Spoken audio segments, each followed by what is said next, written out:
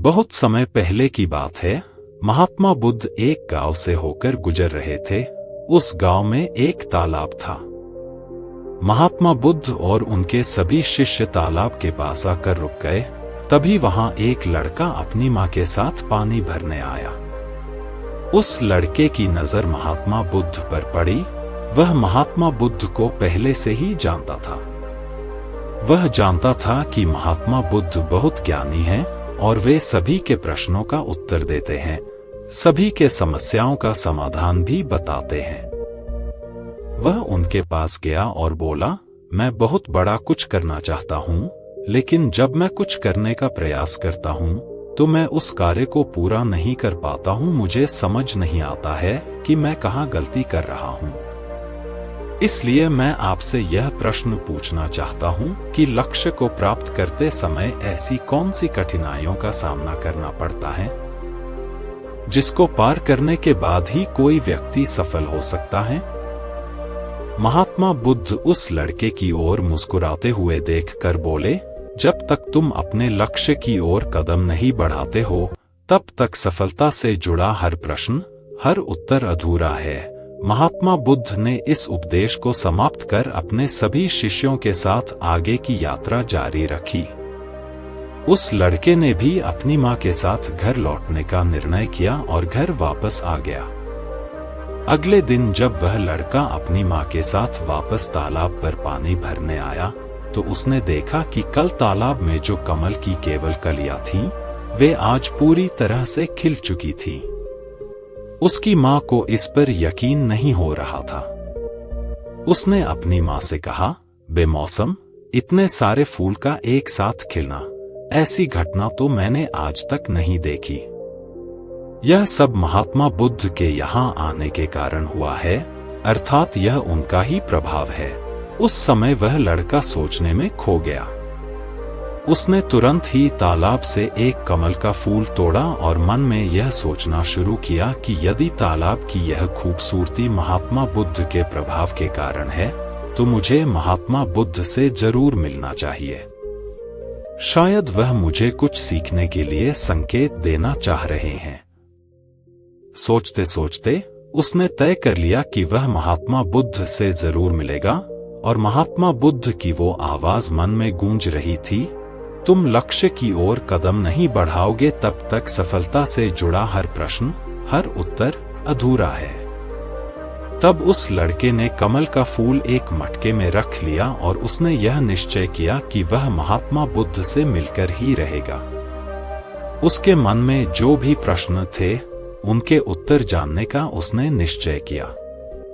उस लड़के ने तुरंत ही अपनी मां से कहा, मैं महात्मा बुद्ध से मिलने जा रहा हूं। वे बहुत आगे तक नहीं गए होंगे। अगर मैं जल्दी जल्दी चलूं तो एक दिन में ही मैं उन तक पहुंच जाऊंगा और एक दो दिन में मिलकर घर वापस आ जाऊंगा। उसकी मां ने उसे बहुत समझाने की कोशिश की, लेकिन वह लड़का नहीं माना और तुरंत ही सफर की तरफ निकल पड़ा। वह मार्ग पर बहुत ही तेजी से चल रहा था। बहुत कम समय में ही उसने अपने गांव को पार कर लिया। चलते चलते उसकी थकान बढ़ रही थी, जिससे उसकी रफ्तार कम होने लगी थी।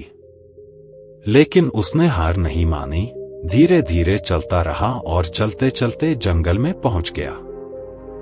जंगल को देखकर उसके मन में डर उत्पन्न हुआ। उसने सोचा कि मैंने आज तक जंगल पार नहीं किया है और इस जंगल में कई जंगली जानवर भी हैं।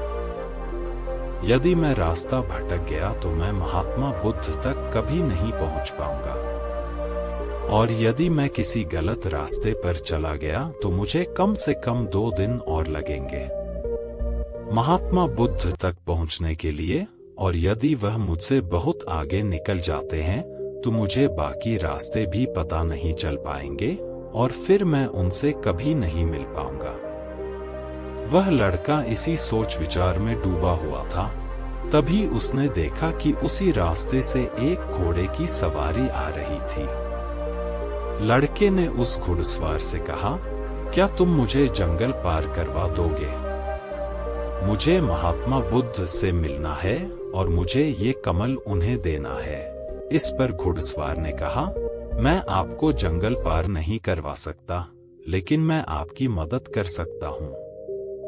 यह कमल वाला मटका मैं महात्मा बुद्ध तक पहुंचा सकता हूँ। उस लड़के ने फिर सोचा और विचार किया, यदि मैं पैदल चलूं तो बहुत समय लगेगा और शायद मैं महात्मा बुद्ध से मिल ना पाऊं। लेकिन यदि मैं इस मटके को घुड़सवार को दे दूं तो वह बहुत जल्दी महात्मा बुद्ध तक पहुंचा देगा।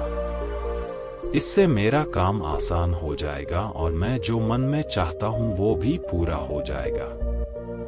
काफी समय सोच विचार करने के बाद वह निर्णय लिया कि वह मटके वाला कमल घुड़सवार को दे देगा। वह उस मटके को उस घुड़सवार के हाथों सौंपने ही वाला था कि तभी उसे याद आया कि इस कमल को महात्मा बुद्ध तक पहुंचाने के पीछे उसका क्या उद्देश्य था। वह किस उद्देश्य से यह कमल महात्मा बुद्ध के पास ले जा रहा है। तभी उसके मन में एक और विचार आया कि अगर मैं यह मटके वाला कमल लेकर महात्मा बुद्ध तक नहीं पहुंचा तो मेरे प्रश्नों का उत्तर मुझे कैसे मिलेगा, और हो सकता है कि मेरे जीवन में यह एक ही मौका है जिससे मैं महात्मा बुद्ध से मिल सकता हूं और अपने सभी प्रश्नों के उत्तर जान सकता हूं। यह सोचकर उसने निर्णय लिया कि वह यह मटका नहीं देगा, मैं इसे खुद ही उन तक पहुंचाऊंगा। काफी कुछ सोचने के बाद वह घुड़सवार से कहता है, मैं यह मटका खुद ही उन तक पहुंचाना चाहता हूं, क्योंकि उनसे मिलना मेरे लिए बहुत जरूरी है। मेरे मन में कई प्रश्न हैं जिनके उत्तर मुझे उनसे जानना है, इसलिए मैं यह मटका खुद ही उन तक ले जाऊंगा। आपका बहुत बहुत धन्यवाद, आपने मेरे लिए इतना समय निकाला।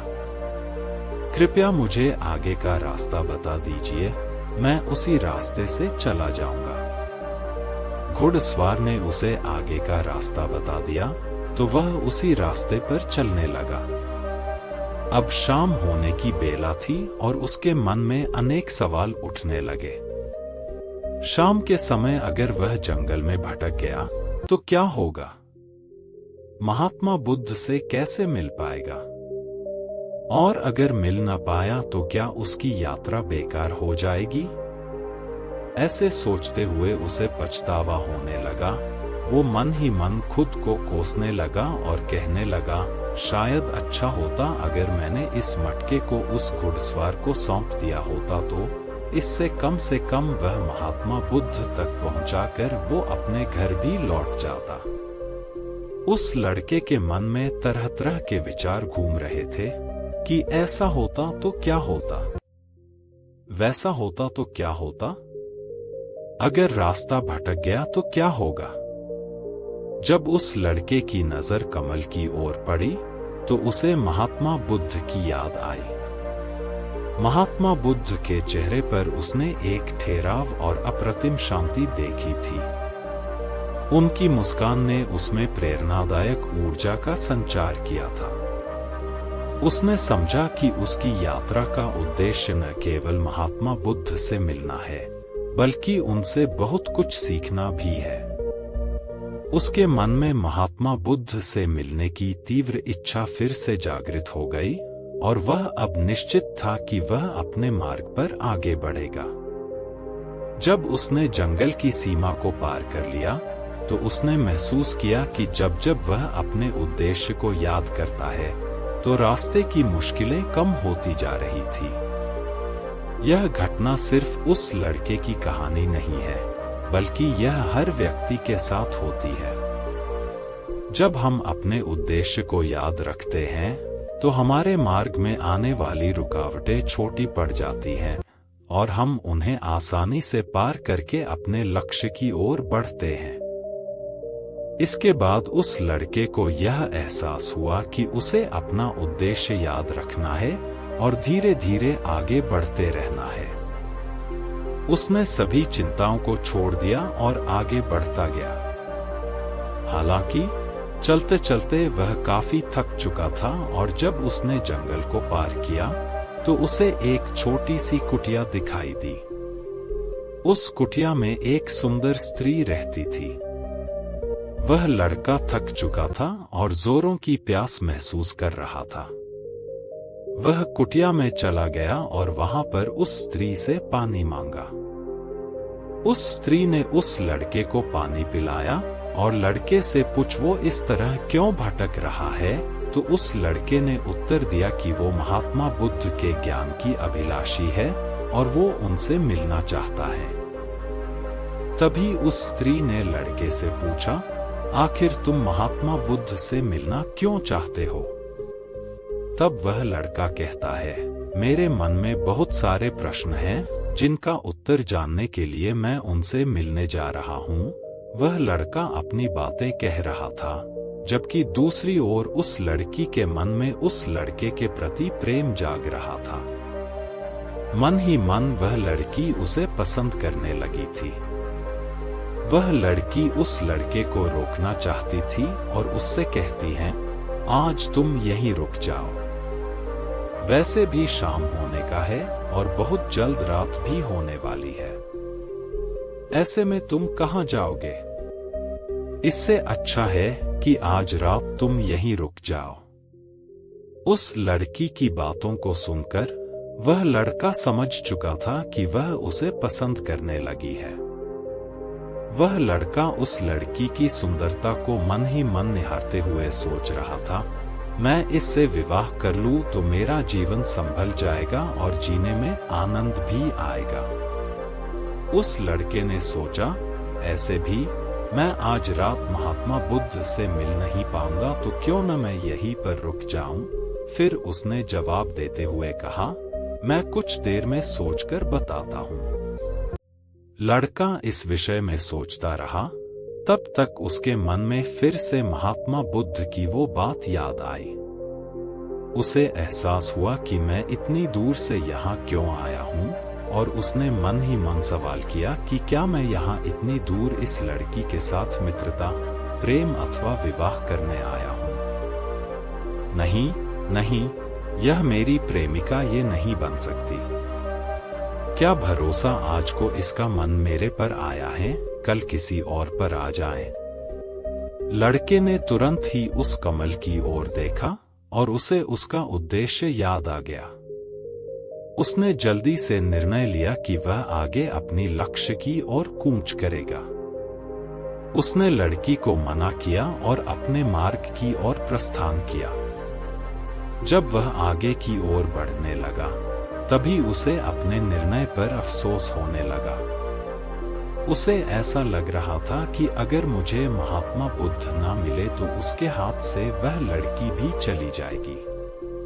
उसे इस बात का बहुत दुख था, फिर भी वह आगे बढ़ता गया। कुछ दूर जाने के बाद जब उसका मन शांत हुआ, तब उसे यह एहसास हुआ कि यदि वह उस स्त्री के पास रुक जाता तो वह अपने उद्देश्य में कभी सफल नहीं हो पाता और उसकी यह यात्रा बेकार हो जाती। उसको तब एक और बात का स्मरण हुआ कि कोई भी वस्तु या व्यक्ति जो हमें अपने उद्देश्य से भटकाने का प्रयास करे, उससे तुरंत ही दूरी बना लेनी चाहिए और हमें अपना उद्देश्य याद रखना चाहिए। वह लड़का सोच विचार करते हुए आगे बढ़ रहा था। तभी मार्ग में एक बुजुर्ग आदमी से मिला। उसने बुजुर्ग से पूछा, बाबा, क्या आपने इस मार्ग से महात्मा बुद्ध को जाते हुए देखा है? पिछले गांव में किसी ने बताया कि वह इसी मार्ग से आगे बढ़े थे। क्या आप बता सकते हैं वह किस तरफ गए हैं? उस बुजुर्ग व्यक्ति ने उस लड़के से कहा, तुम्हें कोई गलतफहमी हुई है, इधर से कोई भी ऋषिमुनि नहीं गए हैं। हो सकता है कोई और मोड़ हो जिस पर तुमने ध्यान नहीं दिया हो और उस रास्ते से वे मुनि चले गए हों। यह सुनकर वह लड़का घबरा गया। अभी कुछ ही घंटे पहले ही उसने उस बस्ती को पार किया था। अगर वह वापस गया तो काफी समय लग जाएगा और अंधेरा भी होने को है। उसके रहने के लिए कोई जगह भी नहीं है और ना ही उसके पास कुछ खाने के लिए बचा है। इससे उसकी पूरी यात्रा बेकार हो जाएगी। मुझे तो लगता था कि मैं महात्मा बुद्ध से मिल पाऊंगा, लेकिन अब लगता है कि उनसे मिलना इस जन्म में तो संभव नहीं है। इस प्रकार के कई विचार उस लड़के के मन में उमड़ने लगे थे। वह लड़का खुद पर संदेह करने लगा। जैसे ही उसके मन में इस प्रकार के विचार उत्पन्न हुए, मानो उसके पैरों में किसी ने बेड़ियां डाल दी हो। वह बार बार केवल एक ही बात सोच रहा था, आखिर मुझे वह क्यों नहीं दिखाई दिया? मैं बार बार एक ही गलती क्यों करता हूं? मुझसे इतनी बड़ी गलती कैसे हो गई? वह लड़का सर पकड़कर वहीं बैठ गया। कुछ देर तक तो उसे कुछ समझ नहीं आ रहा था। तभी उस लड़के को उसकी माँ की बात याद आई कि हर गलती में कोई न कोई सीख छुपी होती है, जो हमारे जीवन को और भी बेहतर बनाती है। और इस बात को सोचते ही उसका मन पूरी तरह से शांत हो चुका था, और वह लड़का बार बार अपने मन में एक ही बात दोहरा रहा था कि हर गलती में सीख छुपी होती है और वह हमें और बेहतर बनाने आती है। उसने अपनी गलती को स्वीकार किया। हाँ, मुझसे गलती हो गई है। मैं जल्दीबाजी में बिना सोचे समझे मार्ग में आगे बढ़ रहा था। जैसे जैसे लोगों ने कहा, उसी तरह से वह आगे की ओर बढ़ता गया। उसकी गलती स्वीकार करते ही उसका मन शांत हो गया। उसकी आशा अब निराशा में बदल चुकी थी। वह एक पेड़ के नीचे बैठा हुआ था। तभी उसने देखा कि कुछ जानवर नदी से पानी पी रहे थे। यह सब देखकर उस लड़के को याद आया कि जब वह पहली बार महात्मा बुद्ध से मिला था, तो वह पानी के पास मिला था और महात्मा बुद्ध के साथ उनके कई शिष्य भी थे। सभी को पानी की जरूरत तो पड़ेगी ही। इस बात पर उस लड़के को तुरंत यह समझ में आया कि बुद्ध भी उसी रास्ते से भ्रमण कर रहे होंगे। तभी उसने सोच विचार कर तय किया कि वापस जाने से अच्छा है क्यों न मैं नदी के किनारे किनारे होते हुए आगे की ओर बढ़ता रहूं। ऐसा सोचते ही उसने तुरंत रास्ता बदल दिया और अब नदी के रास्ते आगे बढ़ता गया। जैसे जैसे वह आगे बढ़ता गया, उसका मन और भी हल्का होता गया। इस अनुभव के साथ उसने महसूस किया कि जब मन शांत होता है तो हमारा मन बहुत हल्का हो जाता है। हम जल्दबाजी नहीं करते और न ही किसी में या खुद में कमियां ढूंढते हैं। हमारी बुद्धि पहले से बेहतर काम करने लगती है। उसने यह भी महसूस किया कि खुद से शिकायत करना एक बहुत बड़ी कमी है, जो हमें दुख और पीड़ा देती है। चलते चलते उसके मन में यह विचार आया कि यदि वह अपने गांव में ही रुक जाता तो यह सारे अनुभव कभी नहीं होते। ऐसा सोचते सोचते वह मार्ग में आगे बढ़ता गया। तब उसे महात्मा बुद्ध के कुछ शिष्यों पर नजर पड़ा। उन्हें देखकर वह बहुत खुश हुआ। उनके शिष्यों को देखकर वह तेजी से आगे बढ़ा और अंत में महात्मा बुद्ध तक पहुंच गया। जब वह महात्मा बुद्ध से मिला तो उन्हें प्रणाम किया और तुरंत ही उन्हें कमल का फूल भेंट किया। महात्मा बुद्ध उस कमल के फूल को अपने हाथों में लेते हुए बोले, बहुत सुंदर, यह कमल पूरी तरह खिल चुका है। 2 दिन पहले ही तुमने मुझसे पूछा था कि लक्ष्य को पार करने के लिए कौन सी कठिनाइयों को पार करना पड़ता है।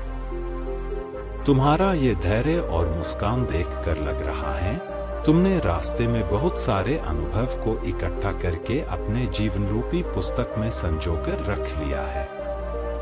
इस पर वह लड़के ने रास्ते में घटित सारी बातें महात्मा बुद्ध को बता दी। तब महात्मा बुद्ध बोले, मैं तुम्हारे सारे सवालों का उत्तर दूंगा। तब बुद्ध कहते हैं, बिना कोशिश के हर चीज अधूरी है। जब इंसान किसी लक्ष्य को प्राप्त करने के लिए रास्ते पर चलता है तो सबसे पहले अपने अनुभव से ही सीखता है। जब धीरे धीरे उसकी बुद्धि बढ़ने लगती है तो वह दूसरों के भी गलतियों से सीखने लगता है। जीवन में लक्ष्य प्राप्ति के लिए एवं किसी उद्देश्य में सफलता प्राप्त करने के लिए हमें उस रास्ते पर चलना पड़ेगा, तभी हम सफलता प्राप्त करने की रहस्य को जान पाएंगे। हर लक्ष्य को हासिल करने में कुछ चुनौतियां आती हैं और इनका समाधान करने के बाद ही हम अपने लक्ष्य तक पहुंच सकते हैं। अगर तुमने उन चुनौतियों का सामना कर लिया तो तुम अपने लक्ष्य को हासिल कर लोगे। अपने लक्ष्य की पहचान और उसके प्रति समर्पित रहो। तुम जैसे कि यह कमल का फूल मुझ तक पहुंचाना चाहते थे और तुम्हारा उद्देश्य भी यही था, और तुमने यह समझ लिया था कि इस फूल को मुझ तक पहुंचाने के पीछे तुम्हारा वास्तविक उद्देश्य क्या था। हर बार जब तुम इस फूल को देखते थे तो तुम्हें तुम्हारा उद्देश्य याद आ जाता था। तुमने अपने अनुभव से सीखा कि मंजिल तक कैसे पहुंचा जाए। तुम्हारे मन में कई तरह के डर और संदेह उत्पन्न हो रहे थे। क्या पता तुम मुझ तक पहुंच पाओगे या नहीं?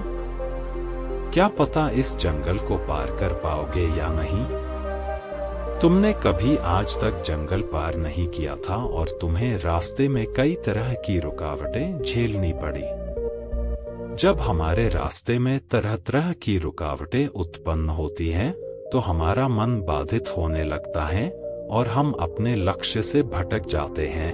लेकिन जब हम अपना सारा ध्यान रुकावट से हटाकर अपने उद्देश्य पर लगाते हैं, तो सारी रुकावटें खुद ही छोटी लगने लगती हैं और हम आसानी से पार करते जाते हैं। सफलता की ओर लक्ष्य को समर्पित। शुरुआत में सभी की यही समस्या होती है। वह नहीं समझ पाते हैं कि उन्हें जीवन में सफल होना आवश्यक क्यों है। क्यों वह कुछ करना चाहते हैं।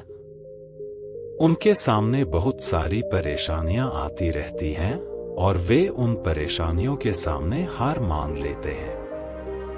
लेकिन जैसे जैसे आप आगे बढ़ते हैं और अपने लक्ष्य के प्रति पूर्ण रूप से समर्पित होते हैं, तो सफलता की ओर बढ़ना आसान हो जाता है। लक्ष्य हमेशा आंखों के सामने रखना। असली शक्ति इच्छाओं को पूरा करने में नहीं है, बल्कि यह है कि हम सब कुछ जानते हुए भी सही काम नहीं कर पाते हैं। अगर हम अपने उद्देश्य की ओर बढ़ते हुए किसी भ्रमजाल के आकर्षण का मोहपाश में फंसकर रुक जाते हैं और हमारी लक्ष्य प्राप्ति की यात्रा अधूरी रह जाती है। जैसे कि इस यात्रा के दौरान तुमने हमेशा फूल को अपने साथ रखा, वैसे ही हमें उद्देश्य को हमेशा सामने रखना चाहिए। हमारा लक्ष्य हमेशा आंखों के सामने होना चाहिए ताकि हमें निर्णय लेने में आसानी हो। समर्पण, संघर्ष और ध्यान, ये 3 गुण हमें जीवन में सफलता की दिशा में आगे बढ़ने में मदद करते हैं। हमारे लक्ष्य को समझना, समर्पित रहना और हमेशा आंखों के सामने रखना हमारे उस मार्ग को प्रशस्त करता है जो हमें सफलता की ओर ले जाता है। रास्ते में आने वाली रुकावटों को समझकर उनसे अनुभव एकत्रित कर हम अपने उद्देश्य को प्राप्त कर सकते हैं। जीवन की यात्रा में हमें सही निर्णय लेने की क्षमता, स्थिरता और अनुभव की आवश्यकता होती है। इन गुणों के साथ हम सफलता की ओर बढ़ सकते हैं और अपने सपनों को पूरा कर सकते हैं। उम्मीद करते हैं आपको हमारी मोटिवेशनल हिंदी स्टोरी लक्ष्य प्राप्ति में आने वाली बाधाएं पसंद आई होगी। तो मेरे YouTube चैनल को सब्सक्राइब कर ले, ऐसे मजेदार वीडियो रोज आपको मिलेगी।